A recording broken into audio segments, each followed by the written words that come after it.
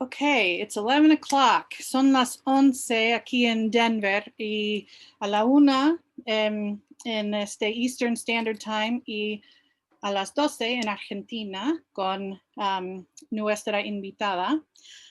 Bienvenidas a todos, a todas y welcome all.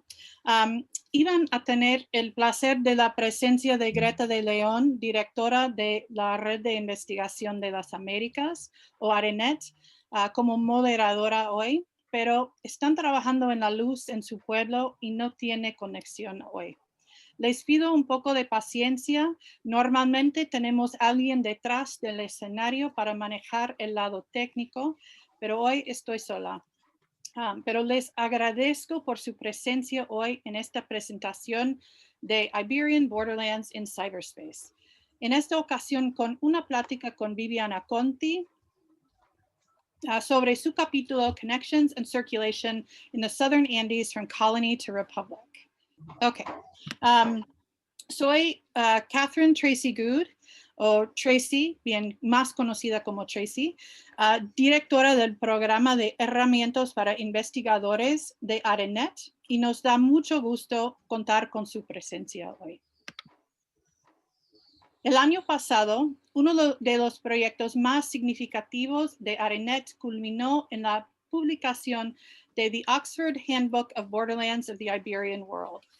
El volumen es una colección de lo más representativo en el estudio de las regiones fronterizas de los mundos coloniales español y portugués, desde América del Sur y desde América del Norte y del Sur hasta Asia. El volumen cuenta con 34 ensayos por 40 autores. En esta ocasión nos da mucho contar con la presencia de Viviana Conti, una de los autores.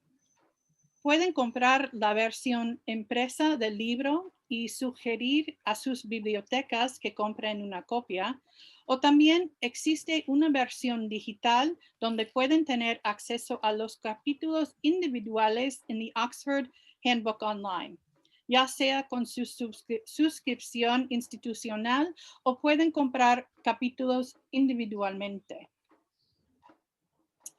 Al final de esta presentación pondremos en la pantalla el enlace en donde pueden comprar el volumen. Antes de darle la palabra a Viviana, un par de cosas. En la sección de preguntas, al final de la presentación, por favor, envíen un mensaje con su pregunta por el chat en la parte inferior de la pantalla. Cuando sea su turno, activaremos sus micrófonos individualmente para que puedan hacer su pregunta directamente a Viviana. Please feel free to ask your questions in Spanish or English.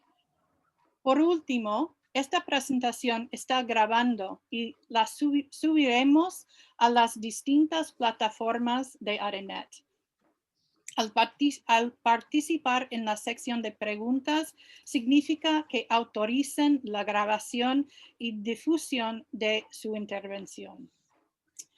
Y ahora les presento a Viviana Conti, que es doctora en Historia de la Universidad Nacional de La Plata. Es investigadora independiente del Consejo Nacional de Investigaciones Científicas y Técnicas, CONICET, y profesora titular en la Universidad Nacional de Jujuy, en Argentina.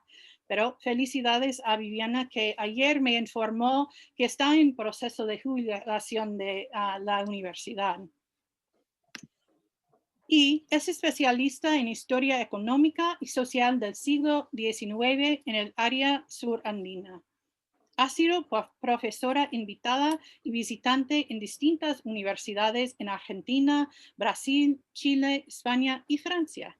Es autora de libros y muchos artículos, entre ellos El Éxodo del 1812, ediciones Bicentenario en 2012, Jujuy de la Revolución a nuestros días, 1810, 1910 y 2010, en coautoría con Marcelo Lagos, publicado en el 2010, Redes comerciales y mercados americanos en la economía global, siglos XVII hasta XIX, publicado en México en 2017.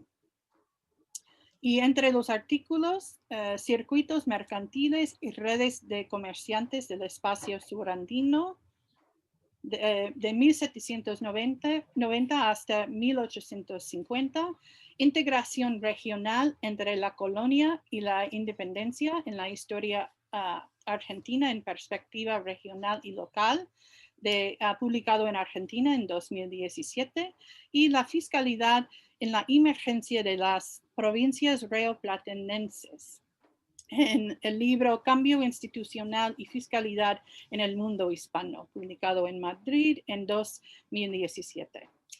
Bienvenida, Viviana. Empezamos con la primera pregunta. En el capítulo planteas que una constante en la historia de esta región fronteriza, lo que hoy es Argentina, Bolivia y Chile, son las entre comillas, conexiones que facilitan el intercambio. ¿Qué tipo de conexiones en términos de movilidad y intercambio existen en la región y cómo han cambiado con el tiempo? Bueno, comienzo por responder la primera pregunta.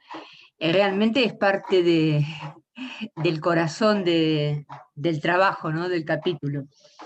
En realidad yo me dedico al periodo de fines de la colonia hasta la formación de los estados nacionales. Pero, dadas las circunstancias, he trabajado... Primero quisiera agradecer, por favor, antes de comenzar. Quiero agradecer especialmente a Cynthia Reading, a Dana Levin, a Tracy Wu y a Tracy Wood, a Cynthia y a Dana por haberme invitado a formar parte de este libro que comenzó siendo toda una aventura para nosotros. Y a Tracy por todo el trabajo que se tomó y se sigue tomando para dar publicidad y difusión a nuestros trabajos. También quiero agradecer a mis compañeras de trabajo de campo durante 2 décadas, de quienes aprendí muchísimo. Las arqueólogas Mariette Albeck y Marta Ruiz, estén donde estén, espero que me escuchen y que sepan que les agradezco. Bueno, ahora sí.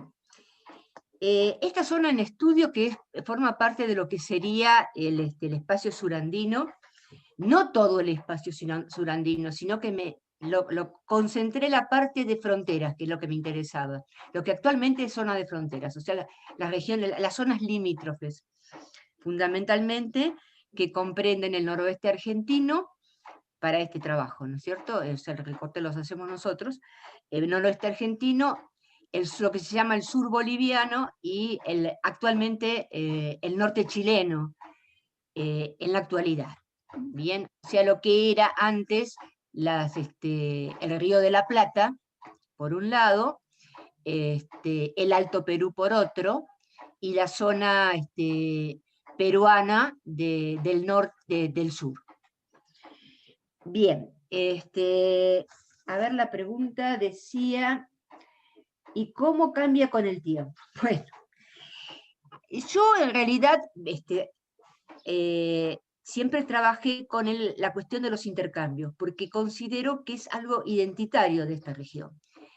Lo trabajé para mi época, pero charlando, leyendo, por supuesto, pero discutiendo y charlando con mis compañeras de campo, de trabajo de campo, bueno, siempre entendí que podía llegarse a ver en la larga duración, porque es un concepto identitario que realmente no se ve ni en los Andes centrales ni en los Andes del norte. La pregunta dice, a ver, perdón, voy a volver a la pregunta porque yo me voy por... La persistencia de las rutas indígenas. Bien, las rutas indígenas eran rutas de intercambio fundamentalmente, intercambios de productos no producidos en su zona ecológica, o sea, en su propio ambiente.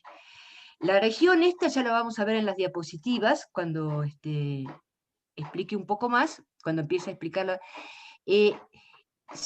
en esta zona se juntan, se acercan lo que es la cordillera real y la cordillera oriental, y forman, o sea, se van achicando hasta desaparecer la cordillera oriental, y forman una sucesión de distintos pisos ecológicos con distinto tipo de producción.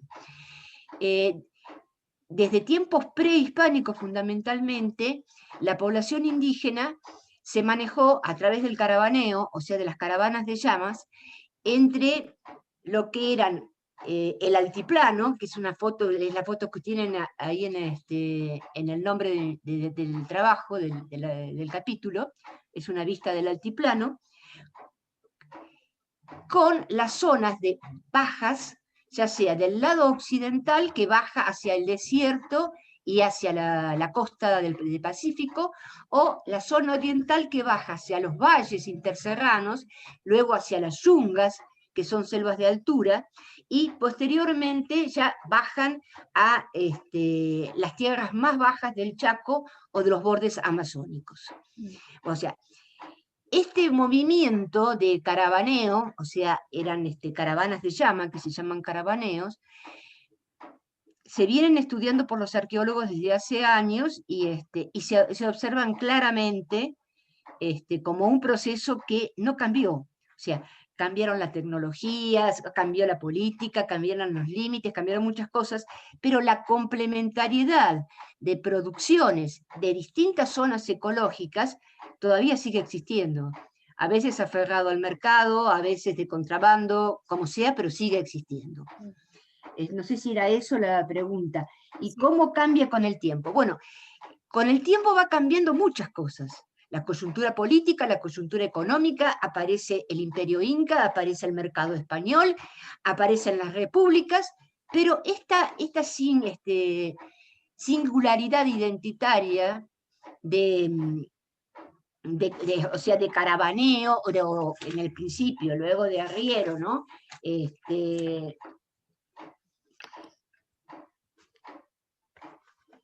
Esto se puede ver en la larga duración porque yo lo estudio hasta fines del siglo XIX, comienzos del siglo XX.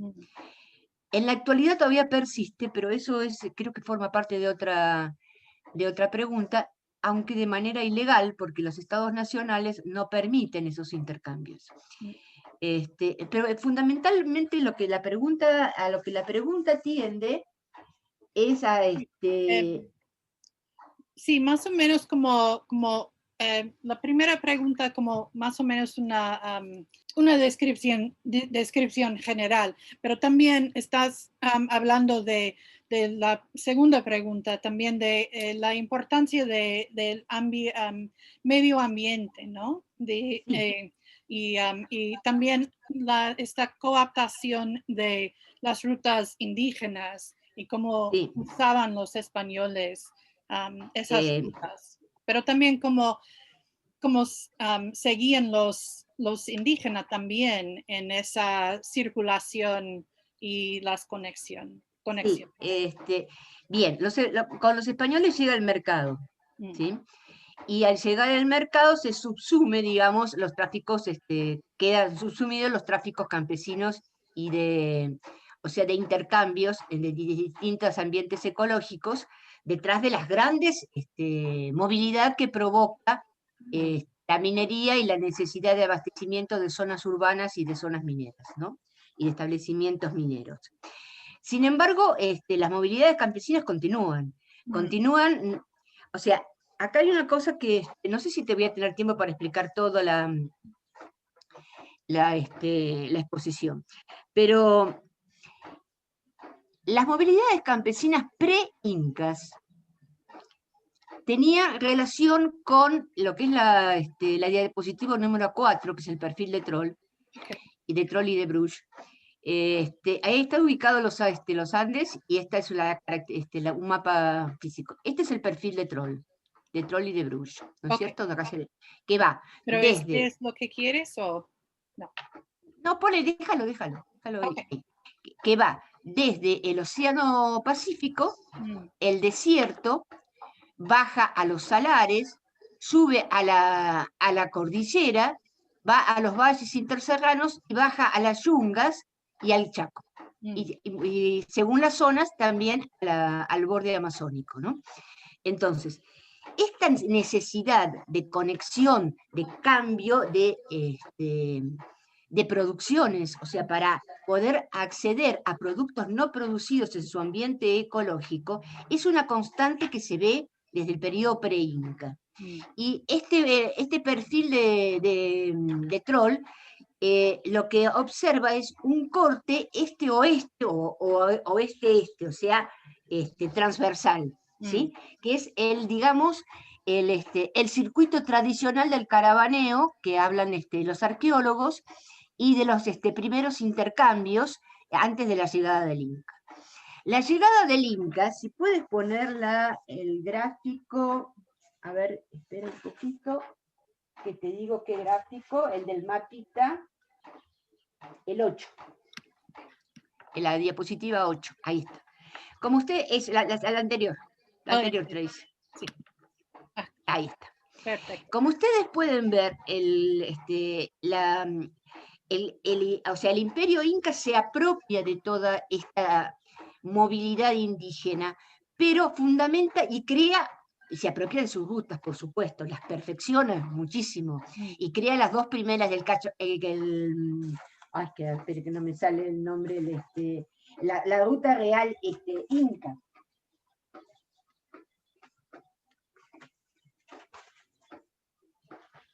Bueno, el Cachanak, que es la ruta real inca, que tiene la característica, como ustedes ven, que es transversal, va desde el Ecuador hasta el centro de Chile y de Argentina, ¿sí? Es una ruta norte-sur. Mientras que las rutas que habíamos visto por cambios y obtención de recursos en estos lugares eran rutas que iban de este a oeste. O sea, la ruta principal, el camino incaico, el camino real incaico, tiene dos partes, una que va por la costa y otra que va por arriba del altiplano. Después tiene infinidad de rutas que entran hacia el interior, ¿sí?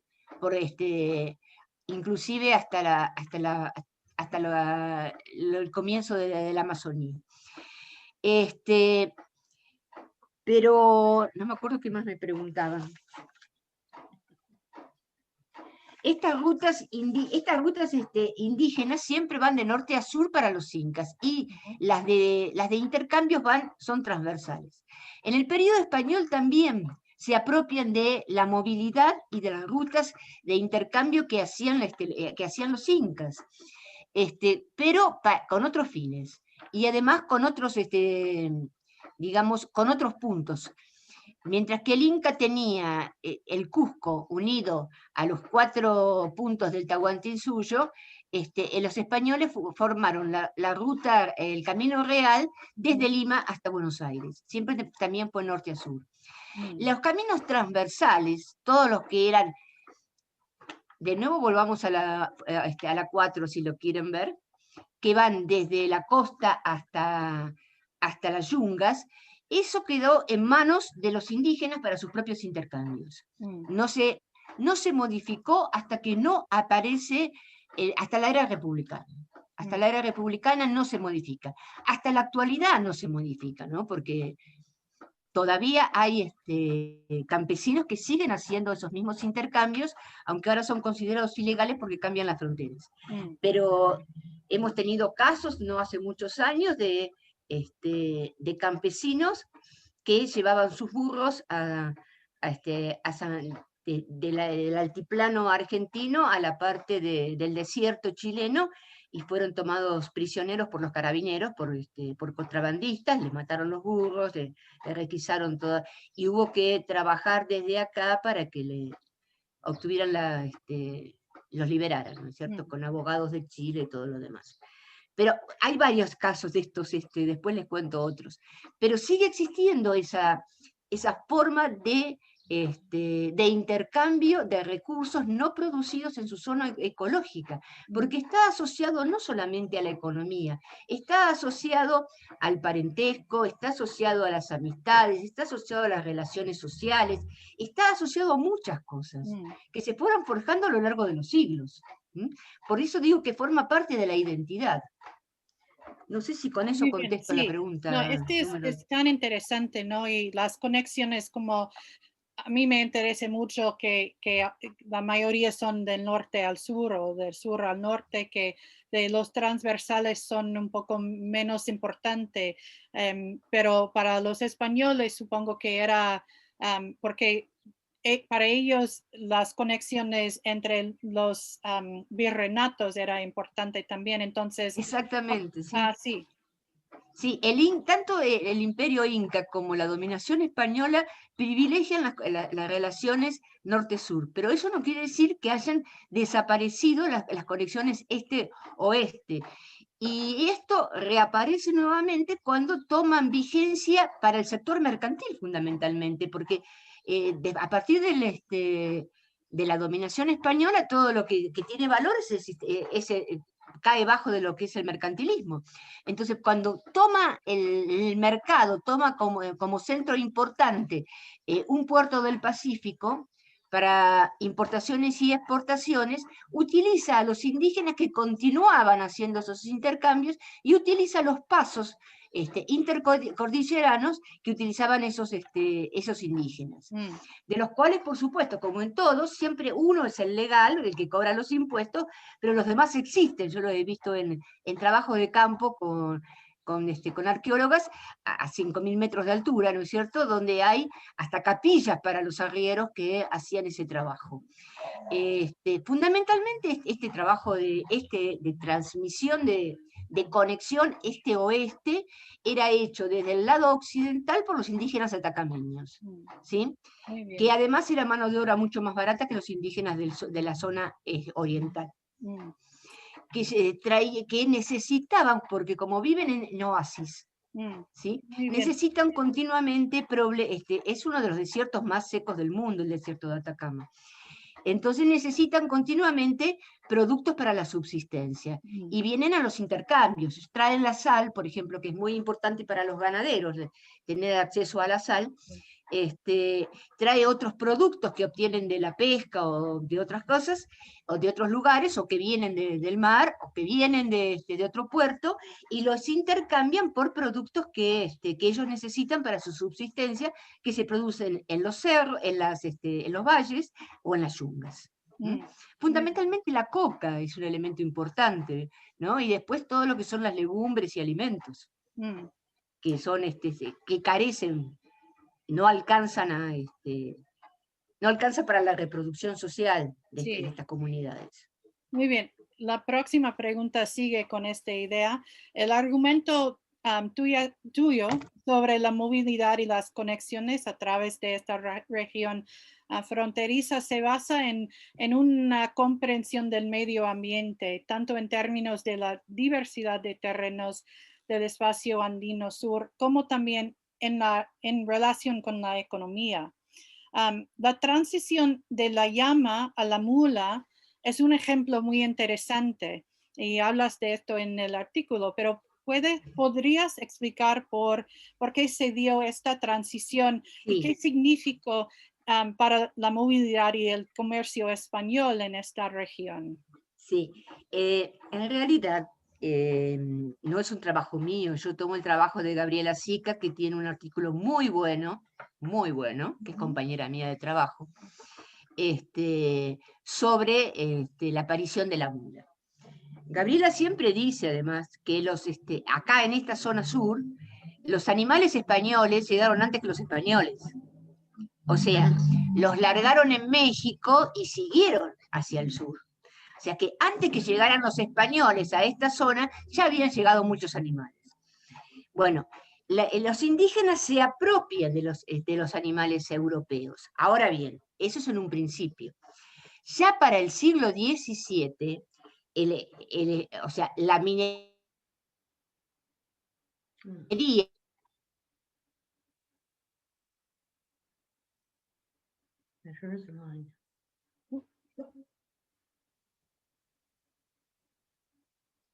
Viviana, I think we've lost, ya perdimos la conexión. Las mulas Okay. en el siglo XVII. Okay. ¿Me escuchan bien? Porque dice Sí. que estoy inestable. Bueno. Sí. Comienzan a producirse mulas en el siglo XVII, no en la región andina, sino en la región pampeana, por aquí, ¿no? En la zona de Buenos Aires, norte de provincia de Buenos Aires, Santa Fe, norte de Córdoba, en todas estas zonas se producen las mulas. Las primeras mulas aparecen en el trayecto fundamentalmente para ser utilizadas como animal de carga de la minería, ¿sí? Y tienen un valor impresionante, tienen un gran valor monetario, porque es un animal híbrido, entonces no se reproduce y hay que reponerlas continuamente, ¿no? Y eso trae a esta región las famosas ferias de mulas. Una de las primeras que se instalan a fines del siglo XVII. Una de las primeras es en Salta, porque tanto Salta como Jujuy son lugares donde termina el altiplano y comienza el camino o las rutas hacia La Pampa, o sea, hacia Buenos Aires. Hay que bajar, ¿sí? Y ya directamente se baja hacia el llano.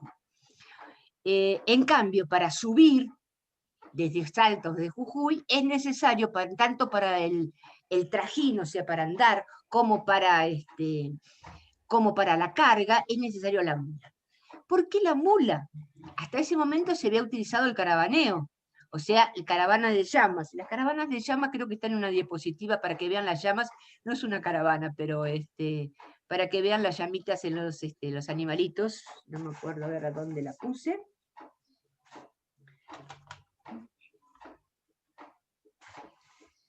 Puede ser la... A ver, seguí. Estas son las rutas andinas. ¿Otra más? Ahí están las llamitas. Ahí tienen las llamitas. Esas llamitas están marcadas, o sea que tienen dueño. La llama era un animal que cargaba poco peso. Entonces, yo acá había hecho un cuadro porque alguien me preguntó por qué las mulas servían, y entonces yo me hice un cuadrito, acá está. Una carga de mula llega hasta 12 arrobas, puede cargar más. 12 arrobas en 2 tercios, o sea, cada parte del costado de la mula, donde se pone a los costados, es un tercio, se llama un tercio. Son 2 tercios de 6 arrobas. Eso es, a ver, una arroba son 25 libras, como para que se den una idea, ¿sí? El burro, que es otro animal que va a ser muy utilizado en la riería, puede cargar hasta 1 quintal, o sea, 4 arrobas. Y la llama puede cargar hasta 2 arrobas. Esa es la diferencia. De 2 pasamos a 12. Además, la mula es un animal que puede transitar perfectamente por los mismos lugares que la llama. No necesita tomar agua ni comer demasiado, cosa distinta al ganado vacuno, del cual ya hablaré más adelante. O sea que pueden transitar por los mismos caminos que transita el caravaneo. De esta manera aparecen las primeras ventas de mulas en las ferias a fines del siglo XVII, y aparecen también los primeros arrieros que llevan a vender mulas a los centros mineros. Si podés pasar la siguiente, ahí están, sí. Tenemos a los arrieros, me parece. Ahí tenemos a los arrieros, una foto vieja, antigua, que muestra a los arrieros, antigua, pero que es del siglo XX, ¿no? O sea que vemos que todavía persisten en el siglo XX los arrieros, que llevan los burros, los burros llevan una sola carga, una sola carga de 4 arrobas, o sea, 1 quintal. Mientras que las mulas llevan 2 cargas de 6 arrobas cada una, o sea, 20, no sé, bueno, una arroba son 25 libras, así que saquen la cuenta, son 12 arrobas. Bien, ambos, formas o sea, de llevar, de transitar la mercancía, estamos hablando del mercado, subsisten juntos. O sea, el caravaneo subsiste hasta fines del siglo XIX, comienzos del siglo XX, según las zonas. Los indígenas toman rápidamente acceso a la mula. Según explica Gabriela Sica, el valor del intercambio, o sea, el valor de la mula, al principio eran muy caras las mulas, se compensa rápidamente con el intercambio, porque los fletes son inmediatamente admitidos por los españoles y por los indígenas, porque significa mucha rapidez y mucha más cantidad de mercancía que puede cargar la mula. Bueno, algo más sería esta... Sí. No, y eso es muy interesante porque también no de llama a mula, pero la importancia de las mulas y arrieros en México también por los distintos terrenos del medio ambiente y la idea que los españoles pensaban que de un carro o algo como con ruedas era más como sofisticado, más como pero en estas regiones las mulas eran lo mejor del transporte, ¿no? Entonces, por su capacidad, pero también por su como habilidades también en la diversidad de terrenos, creo. Sí, la mula transitaba por el mismo terreno de la llama, o sea que podía subir tranquilamente el altiplano, no necesitaba aguadas, no necesitaba pastos especiales, no necesitaba nada de eso. Que todo eso lo va a necesitar el arreo de animales, el arreo de ganado. El arreo de ganado sí va a necesitar, cuando empiece el arreo de ganado vacuno, entonces ahí van a tener que volver a cambiar de ruta, porque necesitan aguadas continuas y necesitan pasturas. Entonces van a viajar por las quebradas, que creo que es la foto anterior a esta, donde se ven las quebradas, que son, digamos, los caminos, no, la anterior. ¿Aquí? Ahí está, ¿ves? Sí. Son los caminos naturales, ¿sí? Que llaman quebradas porque van cortando la montaña, ¿sí? Y que van viajando por el lecho del río. De manera que el vacuno pueda tener alimento y agua, aunque son más largas las rutas, pero puede tener alimento y agua durante todo el trayecto. En cambio, la mula no necesitaba. La mula podía ir perfectamente por el camino real Inca, por encima del altiplano, que no había ningún inconveniente. Las dos ventas o sea, las ventas de estos el traslado, o sea, la compra y venta de estos animales, que generalmente vienen de la pampa. Algunos son, hay ganado vacuno local, pero es poco, ¿no? La mayor parte viene de la pampa, según de los periodos. Eso tenemos que verlo de acuerdo a cada periodo y a cada circunstancia y a cada contexto histórico, ¿no? Pero esos arreos de ganado, entonces, van por esta zona y forman lo que llamamos el arreo, que después de la arriería vemos el arreo de vacas. Si ¿podés volver a la arriería, Tracy? Te estoy moviendo de un lado para otro. Sí. Después de la arriería, ahí la siguiente es el arreo. ¿Ven? Que ahí ven cómo van llevando el ganado vacuno, ¿sí? Desde las zonas bajas hasta las zonas altas, que son para el consumo, sobre todo en las zonas mineras.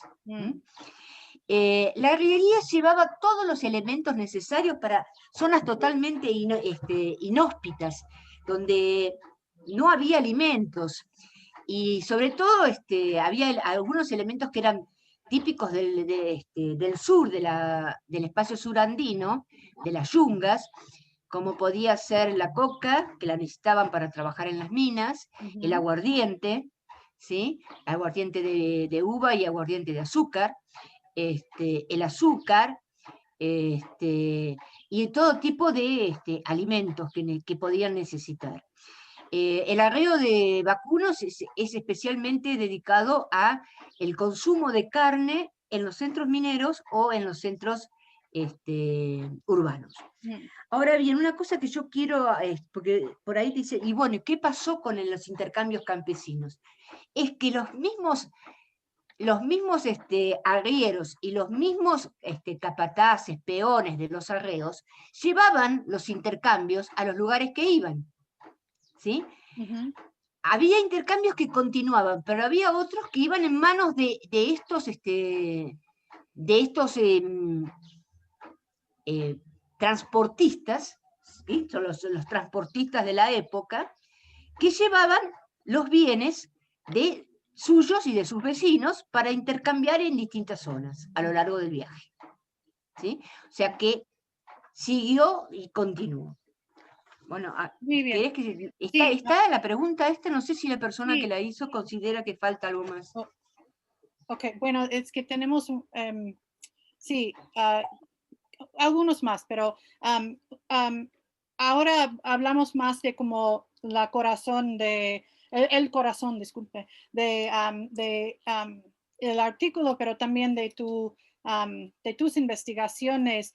La guerra de independencia puso fin, aunque solo temporalmente, al movimiento de personas y mercancías por estas rutas que existían desde el Imperio Inca.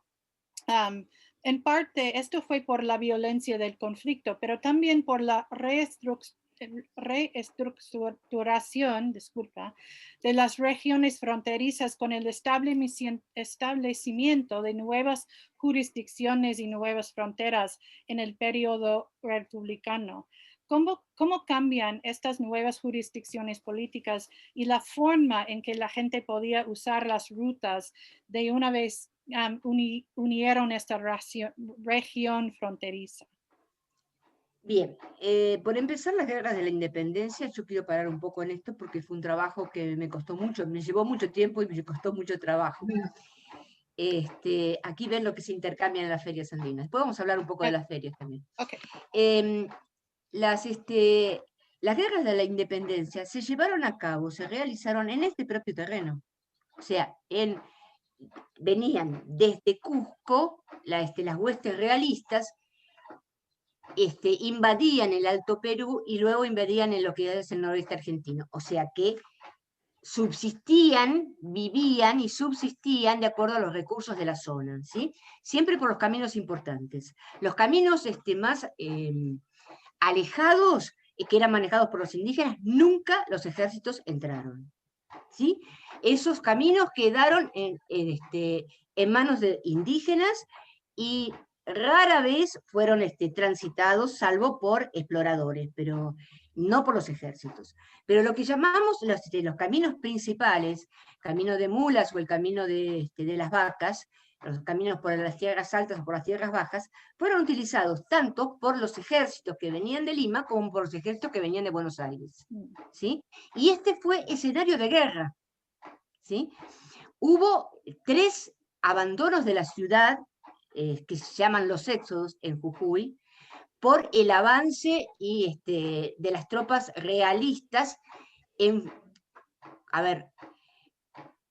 función de saqueo de las poblaciones que habían apoyado a las fuerzas republicanas y estacionamiento de las fuerzas republicanas en la zona que sobrevivían gracias a los bienes de la zona en la que se asentaban. O sea, que las guerras fueron un disruptor total de todo para toda esta región, tanto para el noroeste argentino como para el sur peruano, como para como para el Alto Perú, ¿sí? Toda la guerra en sí, yo no estoy hablando ni de los revolucionarios ni de los realistas, toda la guerra en sí provocó durante 15 años la disrupción de todo. En general, además tomaban también a los indios, se apropiaban de los indios, se apropiaban de los realistas se apropiaban de los arrieros,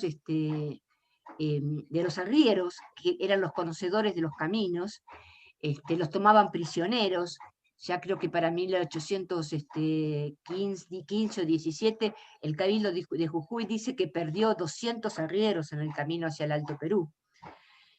Arrieros experimentados, es una idea que una población de 2000 habitantes pierda 200 arrieros, ¿no es cierto? Bueno, o sea que todo esto provocó una gran disrupción. Y la mayor parte de los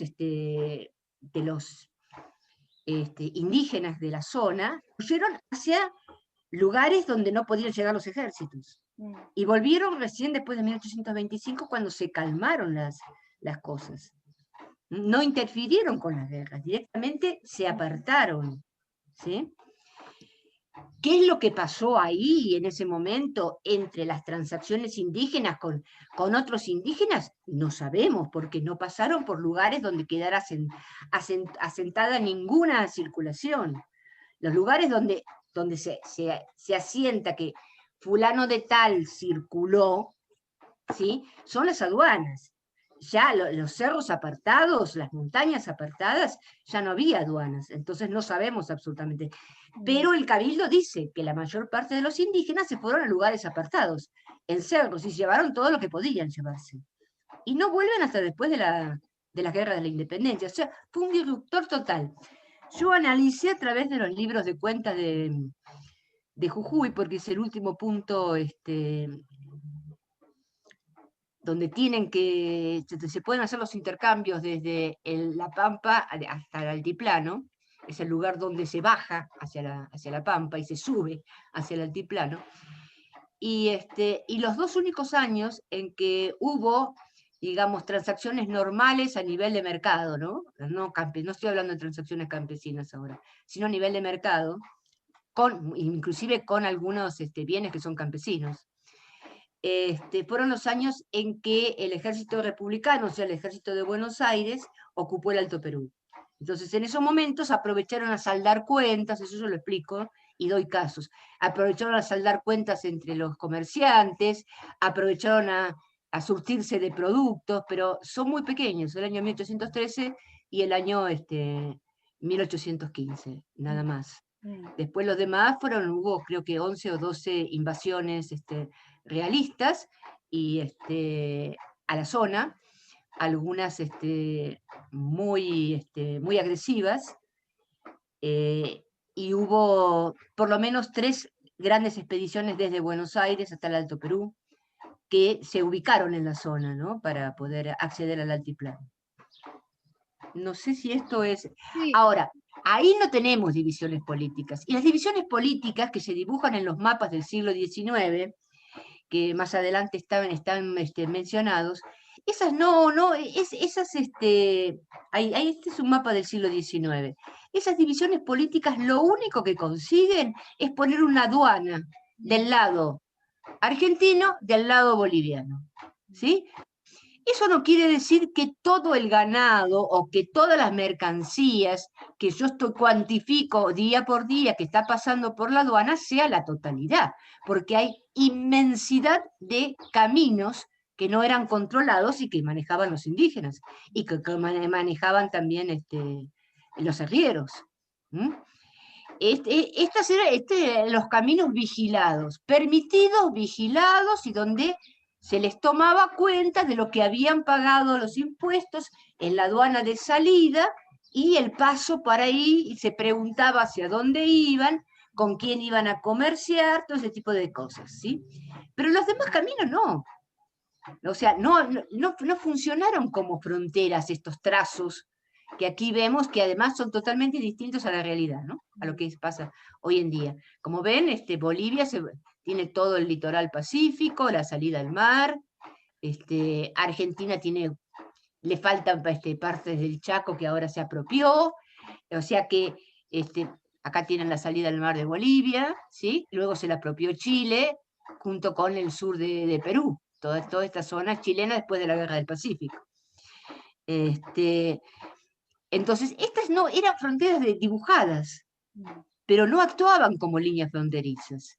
O sea, siguieron exactamente igual, haciendo las mismas transacciones de un lado y del otro. Y eso lo vemos claramente cuando, en 1827, el puerto boliviano de Cobija, que está acá, comienza a exportar minerales e importar efectos de ultramar, herramientas y todo ese tipo de cosas, maquinarias, por acá, y esto viene directamente a Salta, por acá, o sea, por el camino de Calama, que es un ¿cómo se llama? Un oasis, a San Pedro de Atacama, que es otro oasis, y cruzan la cordillera a Salta, ¿sí? Sin ningún tipo de inconvenientes. No hay ni siquiera, en esa zona, ni siquiera había aduanas. Solamente las aduanas están reportadas cuando llegan a Salta. Y dice, salimos de Cobija y llegamos aquí. Yo estuve trabajando con los papeles de Cobija, del puerto de Cobija, y en algunos pude cruzar las salidas hacia Salta y las llegadas a Salta. Otros no dicen dónde van. Y como no tenían que pagar nada más que el impuesto de pase, o sea, era muy inferior a los impuestos que se cobraban en todo el trayecto desde esta zona hasta el puerto de Buenos Aires. Entonces, toda la zona siguió actuando de la misma manera a lo largo del siglo XIX. Recién en el siglo XX, con la instalación de la gendarmería, para 1840 aproximadamente, con la instalación de la gendarmería en el lado argentino, y después, ¿podemos poner un mapa más nuevo? Sí. En los últimos, este todavía es colonial. Ahí tienen las abras, este es colonial, ¿ven? Este es un mapa nuevo, de actual. Entonces, la instalación del lado argentino de la gendarmería que vigila toda la zona fronteriza, ¿sí? Las aduanas, pero hay fuerzas de militares que son los gendarmes, y del lado boliviano es el ejército el que vigila, ¿sí? Entonces ahí empieza la disrupción y los intercambios se transforman en formas de ¿cómo se llama? De hacer ilegales. Se transforman en ilegales.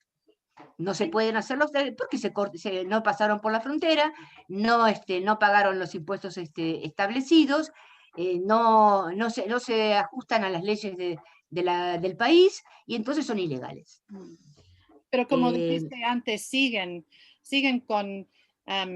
siguen. A mí me tocó en los trajines, que también me estoy décadas, trajinando en los buses hasta Sucre, que queda por acá.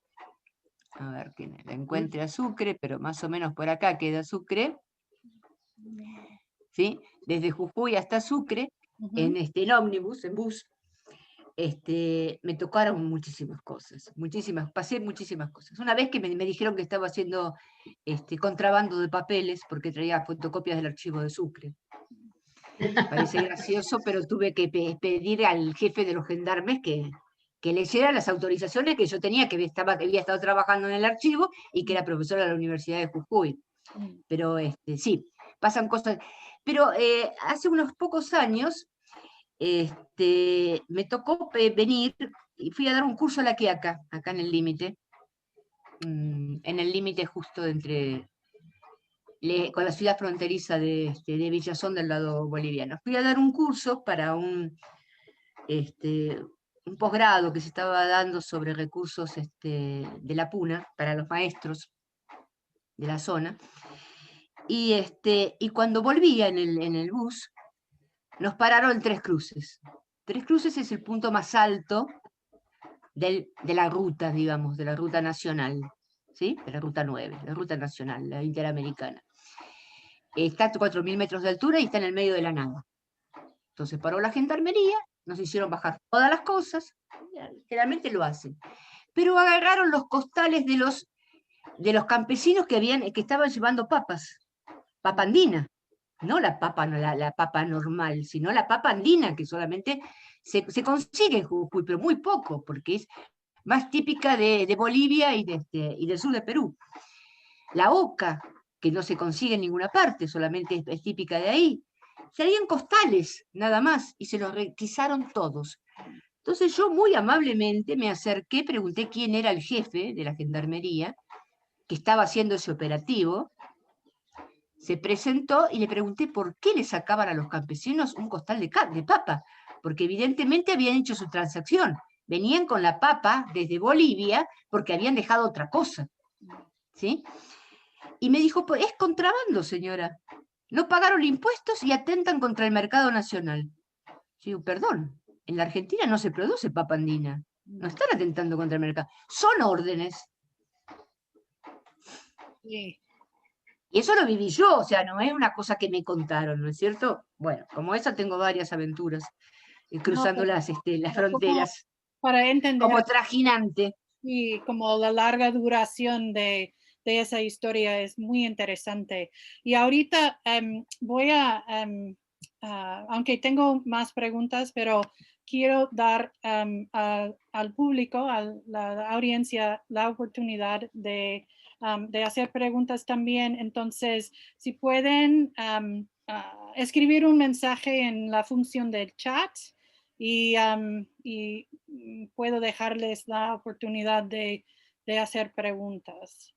Um, si no hay ahorita, entonces voy a hacer una pregunta más mientras espero las preguntas suyas. Entonces, porque para mí una de las cosas muy interesantes de tu artículo es las mujeres que eran comerciantes o que participaran en estas redes comerciales. Y mencionas ejemplos de la década de 1850, pero primero quiero saber si hubo casos anteriores también, pero ¿qué fue lo que cambió que permitió que estas mujeres llevaran carga, como dices, en estos años en el siglo XIX? Bueno, en realidad no sé, pero lo que yo estimo es lo siguiente. Siempre hubo en la zona, por lo menos en la zona que yo trabajé, que son Salta, Jujuy, Tarija, Potosí, Sucre, y la zona de atacameña, lo que ahora sería la segunda región de Chile, que era la salida boliviana, siempre hubo comerciantes mujeres.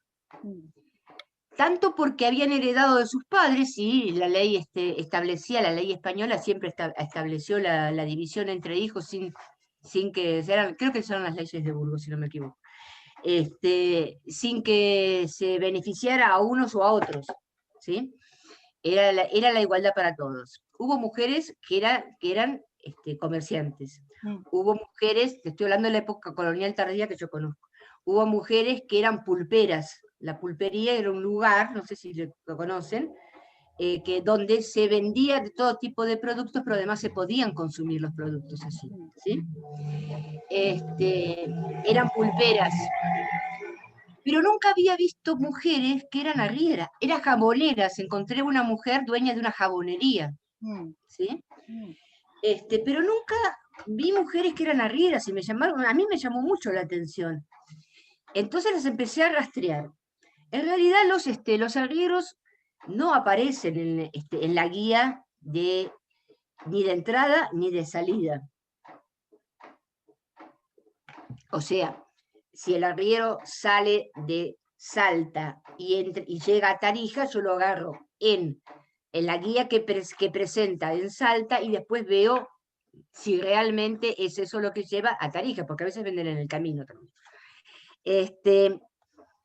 No aparecían nunca, los arrieros no aparecen, es muy poco. Y durante la época colonial sí hay protocolos de notarios que hacen para llevar que los arrieros sea, pero no aparecen, no hay mujeres, no he visto yo que vi muy poco del periodo colonial.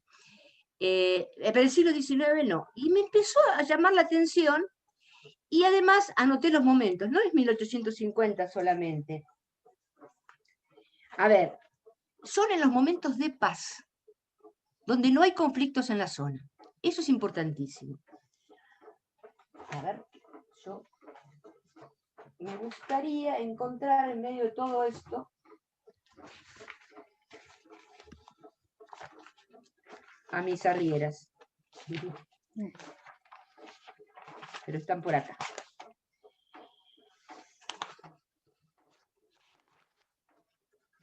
Bien. 1829 a 1831, por ejemplo, empieza, la primera que yo conozco es Dolores Chavarría de Ruilava, ¿sí? Y después la que debían ser sus hijas, que eran Guadalupe, Martina y Josefa Ruilava. Y trajinaban por pedido de un comerciante de Tarija, iban a comprar efectos de ultramar o productos de la zona a Salta, ¿sí? El comerciante que las mandaba a comprar a Salta era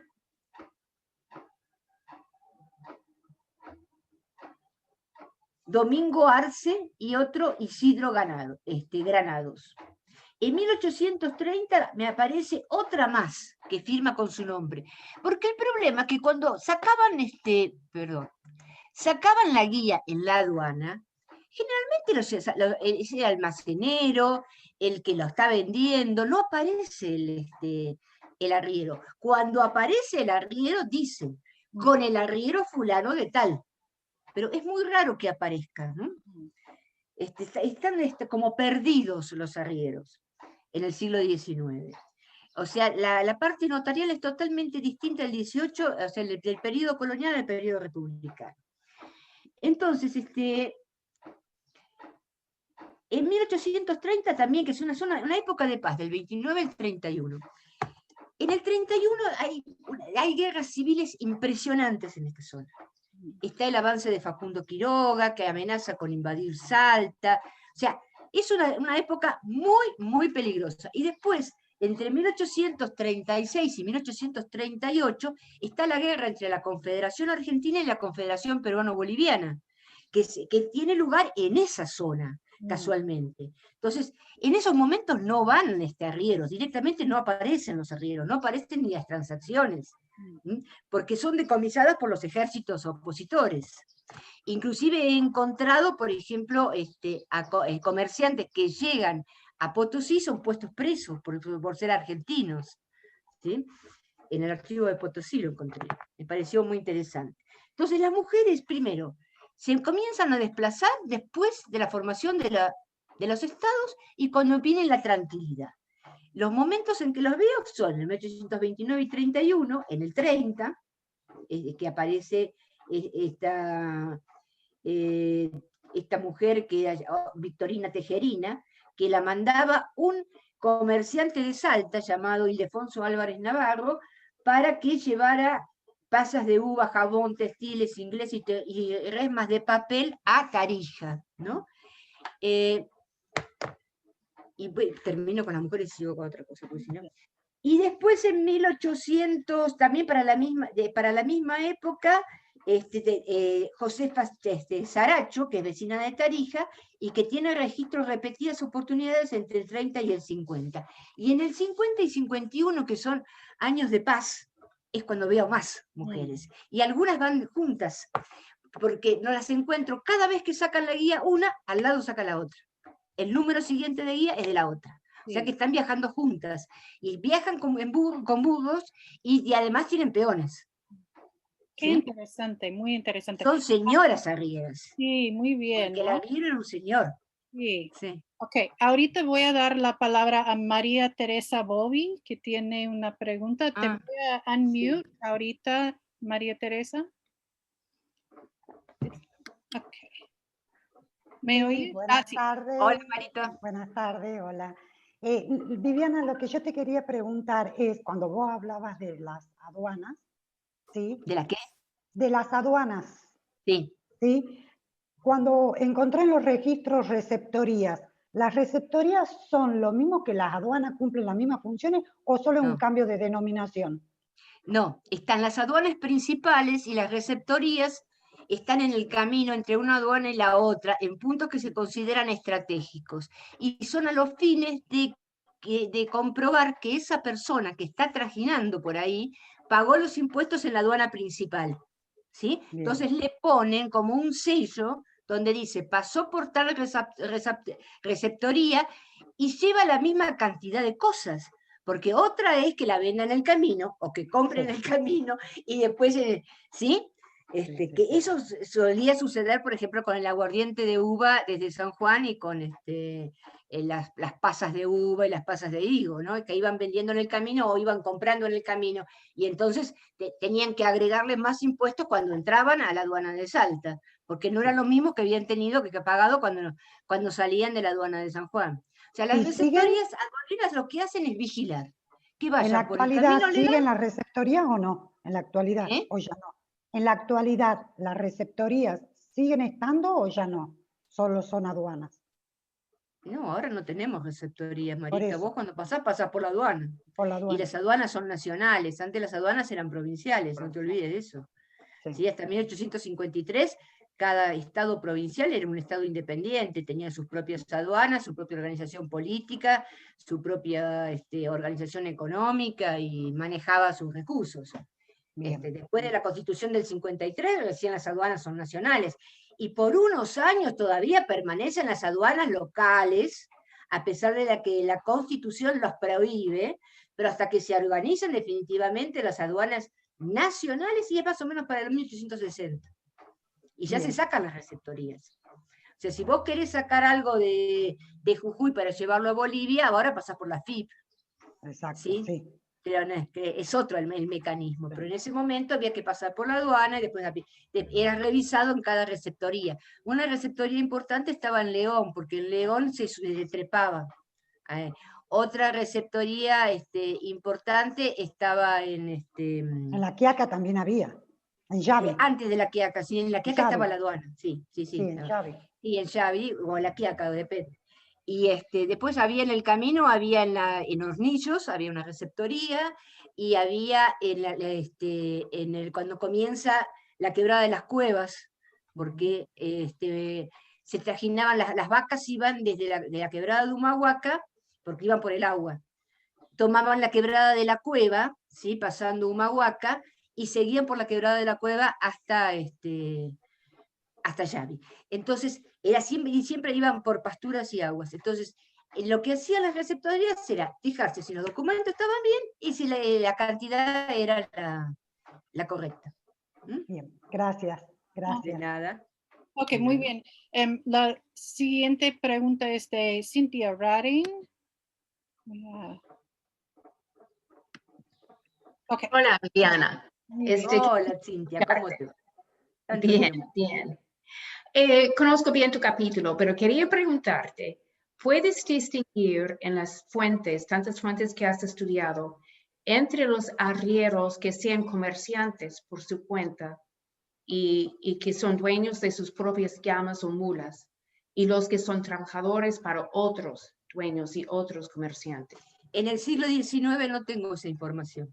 Para el siglo XIX no la tengo. Para el siglo XVIII sí se puede obtener a través de los protocolos. Cuando se protocoliza el arriero, se compromete a entregar tanta cantidad de mercancías pertenecientes a tal comerciante a fulano de tal, ¿sí? En tal lugar. Y tiene que dejar como seguro de ese viaje y de esa transacción a sus propias mulas, ¿sí? Pero ya en el siglo XIX ya todo esto se complica. Yo ahora entiendo por qué nadie quiso trabajar el principio del XIX. Porque la época borbónica es todo ordenadita, pero el XIX es un desastre. Entonces solamente cuando alguien hace mención nos enteramos, porque están totalmente ocultos. Cuando alguien dice, bueno, fulano de tal va con tantas cosas, yo lo mando con tantas cosas. Ese arriero además llevaba cosas suyas y traía cosas para su casa. Porque cuando son parados en las aduanas le preguntan, pero usted está trayendo 2 bolsas de coca, es para mi uso personal. Ya hizo una transacción, llevó algo de aquí y lo cambió por la bolsa de coca. ¿Sí? Todavía se siguen manejando hasta el siglo XX, hasta fines del siglo XX, porque yo estuve en la Feria de la Manca en los 90, se siguen manejando el trueque en distintas zonas, entre distintos ambientes ecológicos. Yo había ido a La Quiaca para la Manca Fiesta, que se siguen armando muchas ferias todavía acá. La más importante es la Manca, que es en La Quiaca, y comienzan una semana antes a llegar las mulas y los asnos cargados desde Bolivia. Y ahí se arman, como yo estaba trabajando nada más que ferias, me quedé a estudiar las ferias. Y ahí se arman los distintos lugares, ¿no? Las distintas zonas. Las ferias tienen un lugar para la zona mercantil y un lugar para los intercambios campesinos o indígenas. Siempre fueron así. Eso me lo dijeron informantes, eso también lo dicen alguna documentación por ahí que pasa, y eso lo vi yo.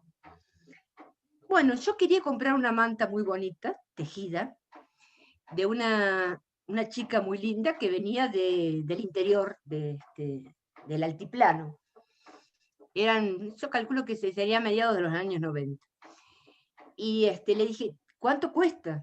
Y me dijo, no, no es para vender, es para hacer cambalache. Ellos le dicen hacer cambalache, hacer el cambio, ¿sí? Es para hacer cambalache. Entonces, a mí me gustaba esa manta, la tengo todavía. Entonces le digo, bueno, pero ¿con qué querés hacer cambalache? Es para conseguir azúcar. ¿Y cuánto te dan por la manta? Ponele, no me acuerdo, 5 kilos de azúcar. Entonces, bueno, espérame, le dije. Yo fui, compré los 5 kilos de azúcar en un almacén y se los cambié, porque no era para vender. No estaba mercantilizada. Ella quería el azúcar nada más. Eso de vender y después volver a comprar no funcionaba en su cabeza. ¿Sí? ¿Me entienden? Y te estoy hablando de 1990 y pico, ¿no es cierto? O sea que eso todavía sigue. Después otra feria que también he ido, que es el primer domingo de octubre, está donde comienzan las yungas, en Iruya, donde comienza la bajada hacia a las yungas. Ese primer domingo el primer domingo de octubre. La Banca Fiesta es el tercer domingo de octubre y todavía se sigue reuniendo. Y después está la Feria de la Lana y de los Textiles en Santa Catalina, al occidente, en la frontera con Bolivia, pero más al occidente, que es el 21 de noviembre. Me acuerdo porque es el cumpleaños de mi abuela, así que no me puedo olvidar nunca eso. El 21 de noviembre. Pero hay todo un calendario de ferias que todavía se mantienen y que tiene su zona de intercambios, de cambalache, y tiene su zona mercantil. Hay gente que a la Manca Fiesta, por ejemplo, la feria había comenzado como una feria de mulas, pero ya para los años donde yo la conocí, ya era la Manca, o sea, la feria de las ollas que se hacen, las ollas de barro que se hacen en la zona, ¿no? Sobre todo en Casira, pero en todas esas zonas se hacen ollas. Entonces, van camiones de Buenos Aires a comprar esas ollas. Que son muy bonitas y pintorescas, con distintos dibujos y cosas. Pero además de toda esa parte mercantil, como hubo una zona para vender mulas, una zona para vender burros, una zona para vender vacas, otra zona para vender productos y comprar productos, y acá en la tablada de Jujuy, al costado del río, en la barranca del río, cuando bajaba la ciudad hasta la barranca, ahora está todo edificado, ahí se establecían los indígenas y los campesinos a hacer sus propios intercambios.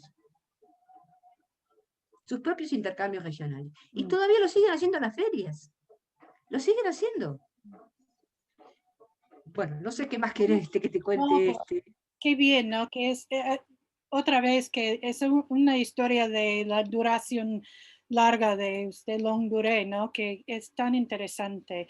Y, es como, yo digo, es algo identitario del surandino, que no se da en otra parte. Por eso me pareció, y después de haber trabajado 2 décadas en mis trabajos de campo con arqueólogas, que aprendí muchísimo, por supuesto, una era especialista en el periodo agroalfarero y otro especialista en el periodo inca, así que